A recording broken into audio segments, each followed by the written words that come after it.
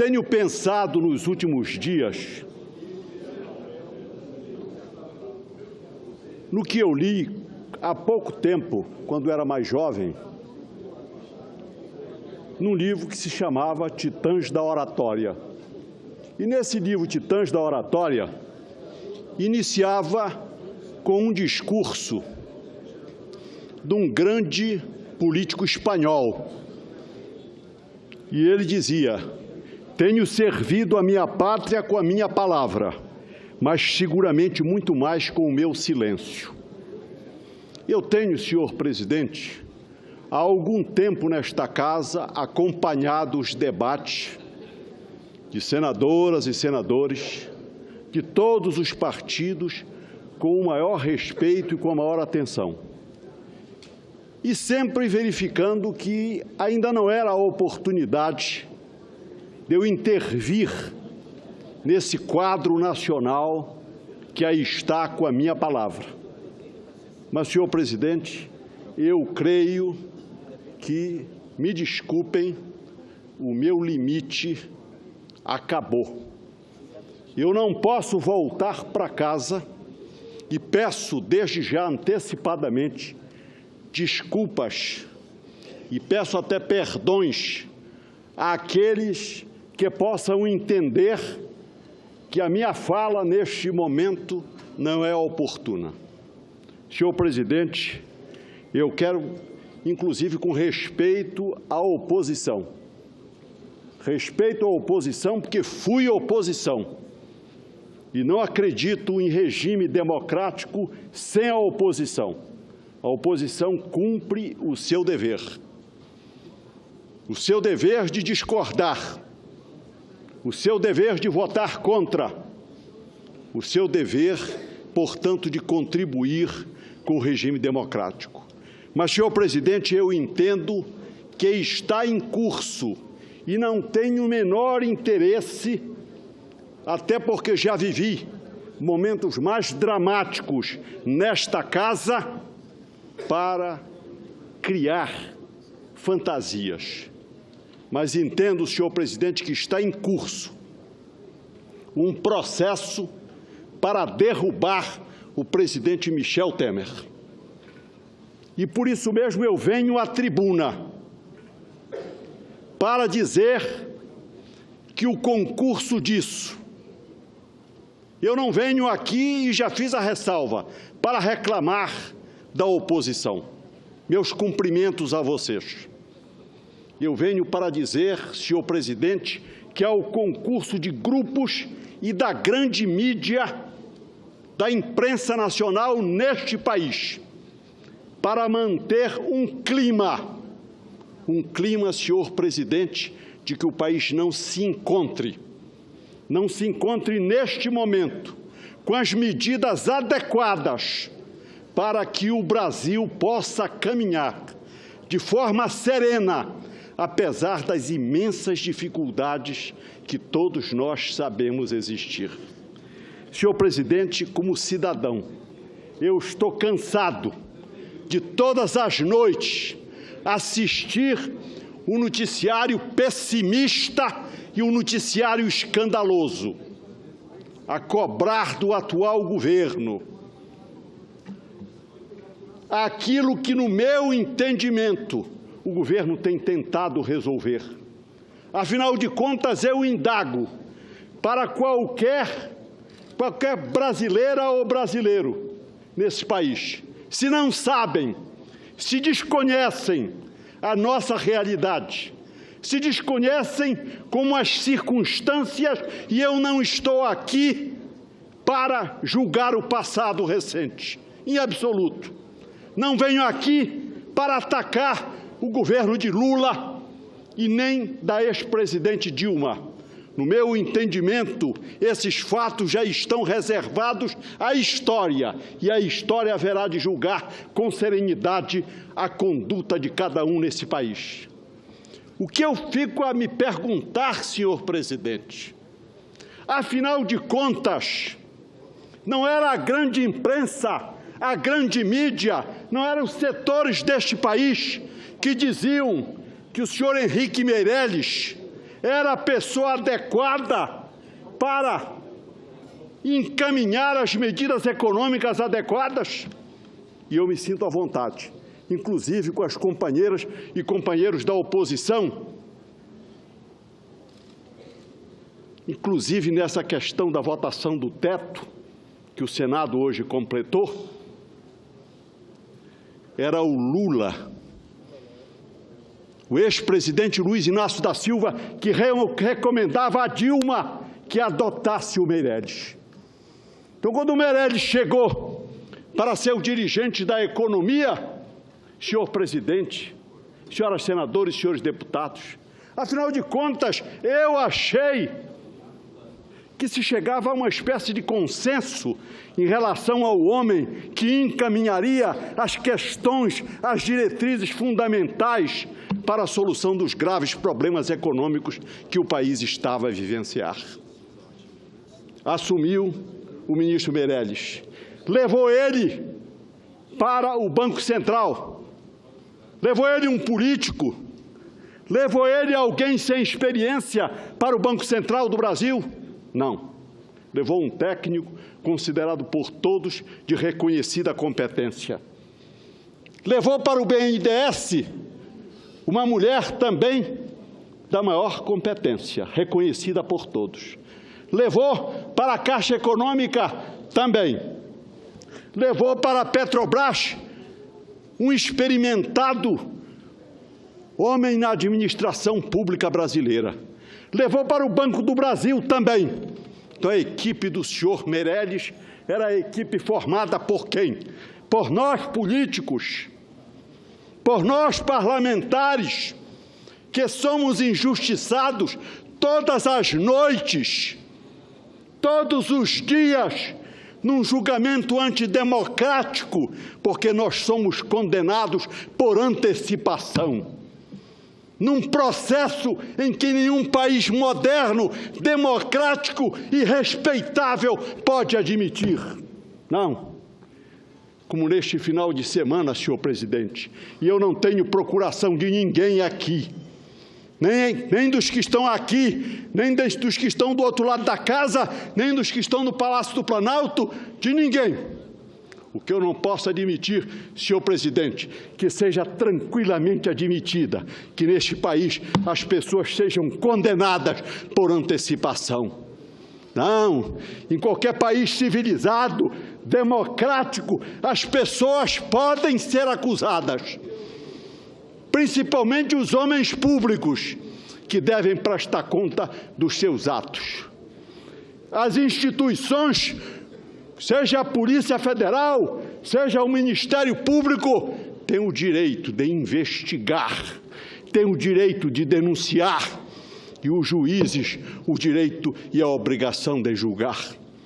Que não se pode, senhor presidente, é aceitar, chega, senhor presidente, aceitar delações. E eu não vou discutir a qualidade dos delatores, não. O que eu não posso, depois de tantos anos de vida pública, senhor presidente, aceitar que delações que sequer foram confirmadas pelos delatores, não houve depoimento deles confirmando. Eu não posso aceitar que delações que não foram juridicamente aceitas pela autoridade judicial, que possam ser publicadas, divulgadas, como verdade definitiva em relação aos homens públicos e às pessoas neste país. Não, senhor presidente, eu não quero absolutamente, eu não sou contra a Operação Lava Jato. O que eu fico espantado é de verificar como, não só Vossa Excelência, mas como o Congresso foi acusado de impedir 10 medidas contra a corrupção, e se o Congresso não aceita, está atrapalhando a Lava Jato. Como, senhor presidente? Aonde essa Lava Jato já foi prejudicada e interrompida E eu me permito, como bacharel em Direito da província, de ficar até assustado com determinadas medidas. Eu não sei o que falta em matéria de poder investigatório e antecipadamente punitivo para isto, senhor presidente. Mas a grande mídia fica a acusar o Congresso, fica a acusar a classe política de que nós estamos atrapalhando. Atrapalhando o quê? Prisão preventiva sem prazo, prisão preventiva que passou a ser condenação antes que as pessoas se defendam.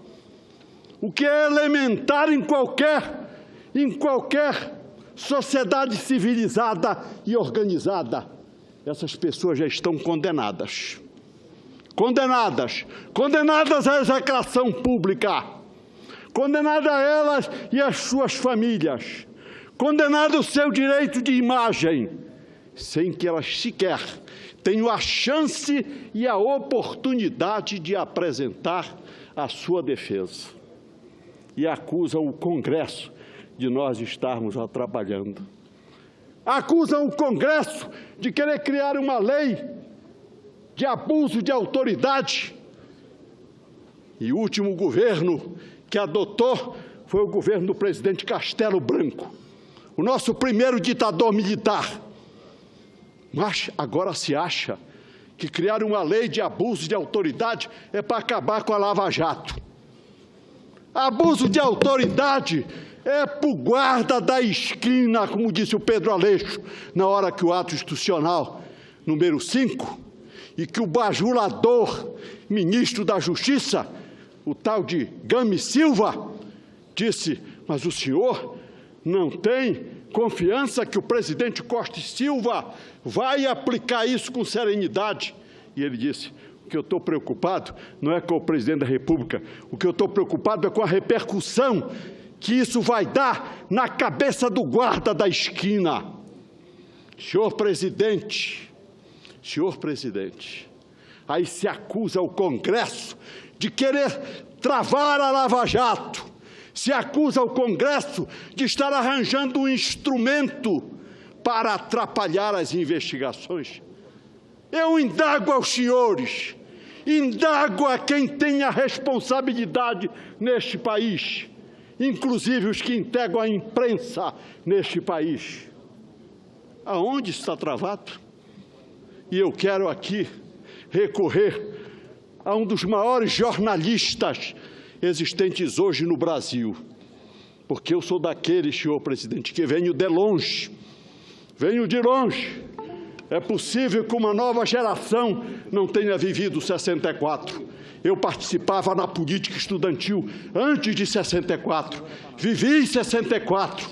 Vim para cá integrando o grupo dos neo-autênticos em 75, em plena ditadura. Vi companheiros meus tombarem.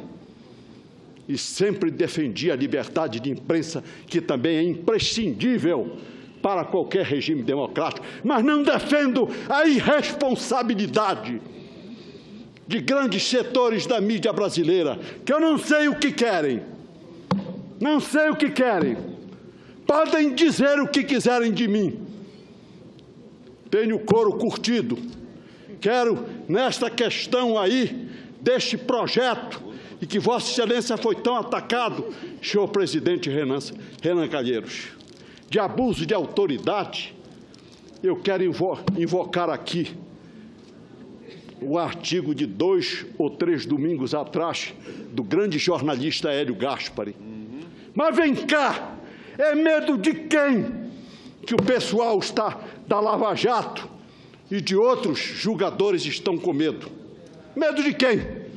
Afinal de contas, a lei diz que quem vai julgar qualquer representação de crime de responsabilidade é o Poder Judiciário, são os colegas juízes. Então, eles estão com medo dos colegas, estão com medo dos juízes, que os juízes os condenem pelos excessos cometidos? Ou eles querem o quê? Eles querem poderes que nem os militares tiveram no ato institucional número 5. Senhor presidente, um pouco de tolerância com esse velho companheiro que há muito tempo não usa esta tribuna, que há muito tempo fica apenas a assistir o debate nesta casa, patrocinado por grandes senadoras e por grandes senadores de todos os partidos. Mas, senhor presidente, eu não consigo mais. Eu não consigo voltar para casa com o sentimento de que eu fui omisso. Eu não consigo, senhor presidente, deixar de verbalizar isso, porque eu não estou entendendo. Eu não estou entendendo. O país não precisava de ajuste. Não precisava de ajuste fiscal. A imprensa não reclamava. Os comentaristas econômicos não diziam que era necessário tomar determinadas medidas. E quando essas medidas são tomadas, elas são abordadas de forma jocosa, são abordadas de forma irresponsável, transmitindo à sociedade brasileira um clima de instabilidade que não devem os bons brasileiros patrocinarem. Não, senhor presidente. Senhor presidente, esse meu discurso é um discurso de improviso. É um discurso que eu resolvi rascunhar algumas coisas na viagem de avião de Belém para cá e peguei a capa desse livro para fazer esses rabiscos. É um discurso que eu queria que fosse assim. Eu queria ter o sentimento de voltar para casa hoje dizendo, não, eu disse o que eu queria. Que história de eu achar que integro um poder e estou despido do poder. Que senador da República não vale nada, que deputado federal não vale nada, que político desse país é marginal. Não, senhor presidente. E não são só os políticos, não. Dessa vez, atingiram a classe empresarial brasileira. Também os nossos empresários. Os grandes empresários brasileiros são marginais. Os grandes empresários brasileiros estão avacalhados na sua imagem, talvez pronto para entregar suas empresas ao capital estrangeiro, na hora que ficar tudo avacalhado nesse país e tudo não valer mais nada. Senhor presidente, desculpe de certa forma essas coisas que eu estou a dizer. É que eu me recordei nessa viagem de avião de uma página fantástica e belíssima, escrita por Rui Barbosa, sobre o processo político.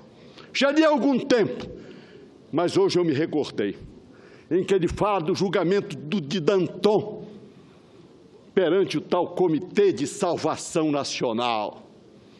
Lá, Danton foi acusado pelos Robespierre daquela época. E hoje parece que nós temos Robespierre modernos nesse país, que resolvem também estabelecer a lei da guilhotina moral, da guilhotina penal antecipada, sem direito de julgamento. E Rui Barbosa, de forma magistral, esse patrono deste Senado Federal, ele dizia, no processo político, a primeira providência no processo político não é a instrução do processo. A primeira providência no processo político é a sentença. Se estabelece a sentença, depois se organiza o processo. Aqui, da mesma forma, o país vive o quê? Vive a sentença. Vive a sentença. E essa sentença, ela não é, e não imaginem que eu estou vindo aqui para defender a mim e a companheiros do meu partido. Não. Esse processo político é contra todos nós. É contra o parlamento brasileiro. Esse processo político é contra a democracia. Esse processo político é contra a elite empresarial brasileira. Esse processo político é um processo, quem sabe, para renascer um Robespierre. Mas é bom que se diga aos Robespierre de hoje que Danton, quando caminhava na carroça em direção à guilhotina, Robespierre estava na porta, festejando mais um ato de violência, porque não havia julgamento no tal de Comitê certo de Salvação Nacional.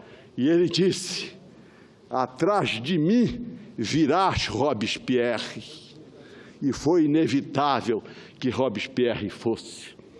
Eu quero, senhor presidente, com essas minhas palavras emocionadas, tentar chamar a razão e tentar dizer aos meus colegas, às minhas companheiras e companheiros da vida pública, que esse momento não é o momento de se entregar.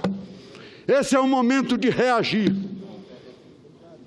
Depois que este Congresso estiver totalmente avacalhado, depois que a classe política estiver estigmatizada perante a opinião pública brasileira,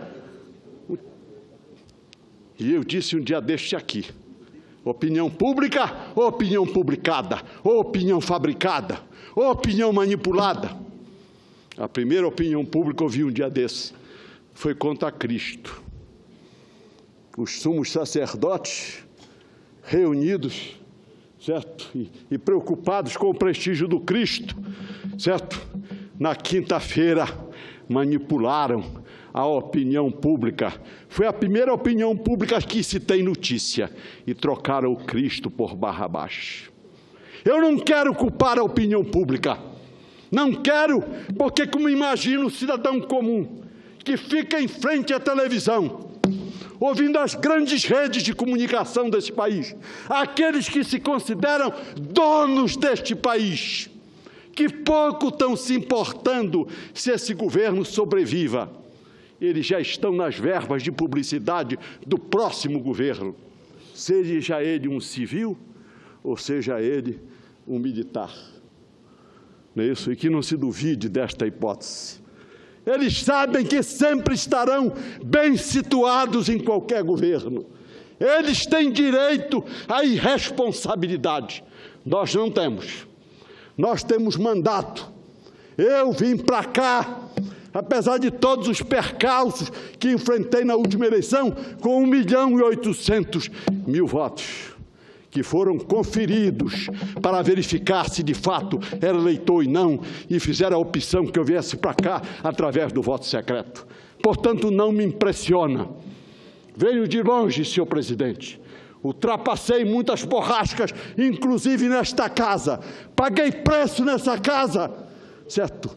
Por não me acovardar. E tenho aqui vários companheiros daquela época e daquele tempo. Fui avisado do que aconteceria comigo. E venho nesta noite para cá para não virar um fantasma ambulante aqui.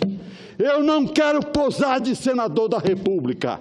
Eu não quero fingir que integro um poder deste país, senhor presidente, de forma alguma. Eu quero fazer parte de um poder respeitável, que é o Senado da República, que é o Congresso Nacional, que é o poder que tem legitimidade. Aqui não se chega por injunção, não. Aqui não se chega por apadrinhamentos para ocupar os altos cargos da República. Aqui não se chega por um único concurso público. Não, aqui se chega por vários concursos, e concursos difíceis, senhor presidente. Senhor presidente, eu acho que já estou indo demais. Eu acho que já estou, certo, longe demais. Senhor presidente, quando eu vejo essa questão de abuso de autoridade, de se dizer que isso é para atrapalhar Lava Jato, que isso é para atrapalhar processo de corrupção, e sabe, o deputado Requião, que me parece é o relator desta matéria, certo? Eu fico muito feliz, porque Vossa Excelência é daqueles que se dá respeito. Vossa Excelência só tem um compromisso e um patrão, como eu tenho, que é o povo do meu Estado.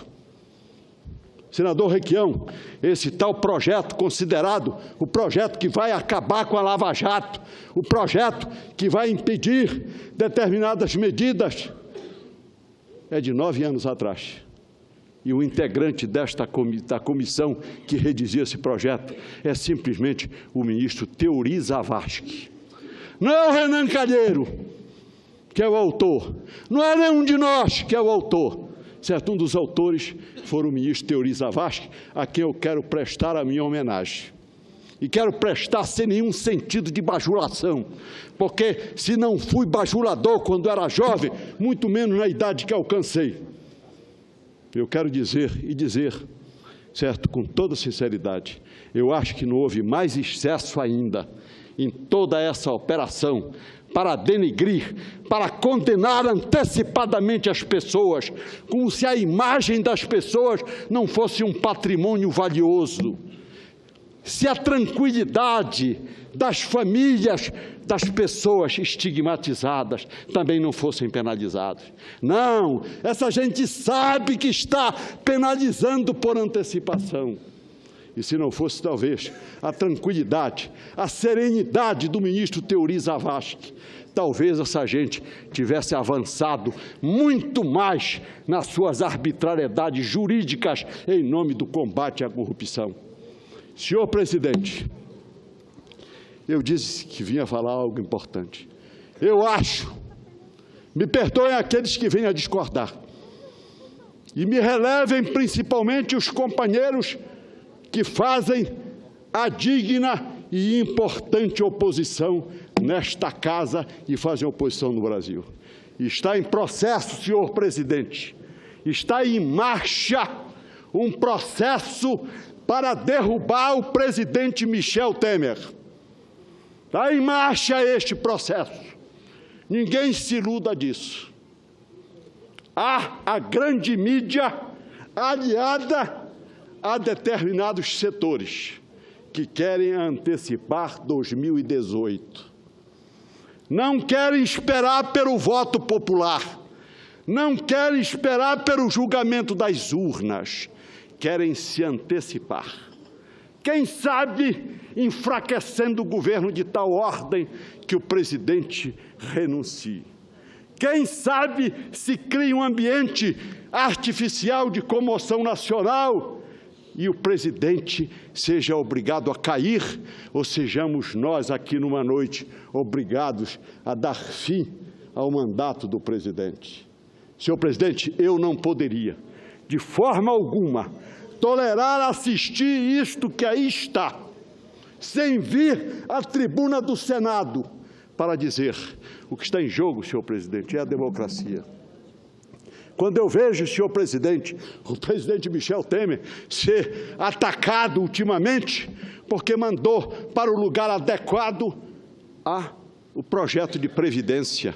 Mas eu pergunto para vocês, a grande imprensa, setores os mais amplos, não têm dito que essa questão da previdência é fundamental para o país não quebrar?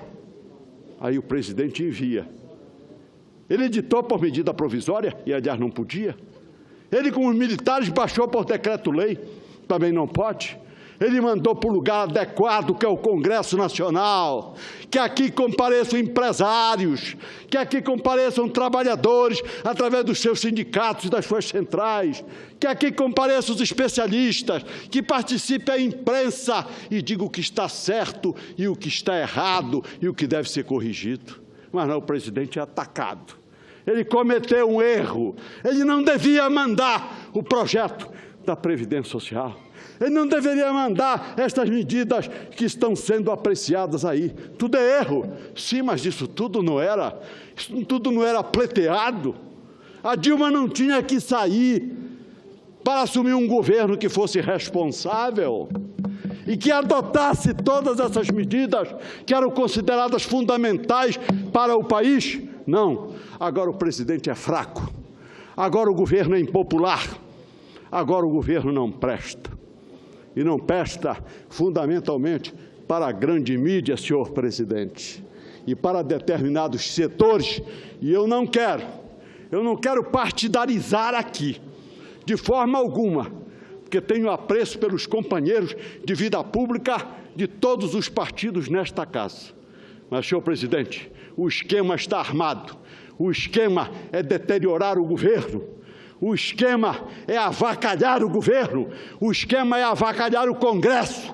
O esquema é avacalhar quem tenha responsabilidade popular para prevalecer, como diz o Paulo Henrique Amorim no seu livro O Quarto Poder, para prevalecer o partido da grande mídia, para prevalecer outros interesses confessáveis ou inconfessáveis. E, senhor presidente, com todo respeito, e quero particularmente dirigir a palavra aos companheiros do PSDB, inclusive porque o governo nesta casa tem uma das figuras que eu tenho o privilégio de ser companheiro de vida pública, que é o nosso companheiro Aloysio Nunes Ferreira, tantas outras figuras que integram o PSDB nesta casa. O que eu vou dizer aqui, não entendam absolutamente como uma manifestação partidária. O Aécio Neves, que o meu relacionamento não era com ele, que é muito jovem, é menino, meu relacionamento era com o avô dele, a quem eu tive o privilégio de ser companheiro, deputado federal e depois governador na primeira eleição direta. Não é uma figura como Tasso Gereissati, não é tantas figuras, certo, importantes do PSDB. Mas a grande mídia e esses setores que querem derrubar o presidente da República, avacalhar e deixar sem autoridade o Congresso Nacional, já tem candidato. E o candidato é o ex-presidente Fernando Henrique Cardoso. Muito obrigado.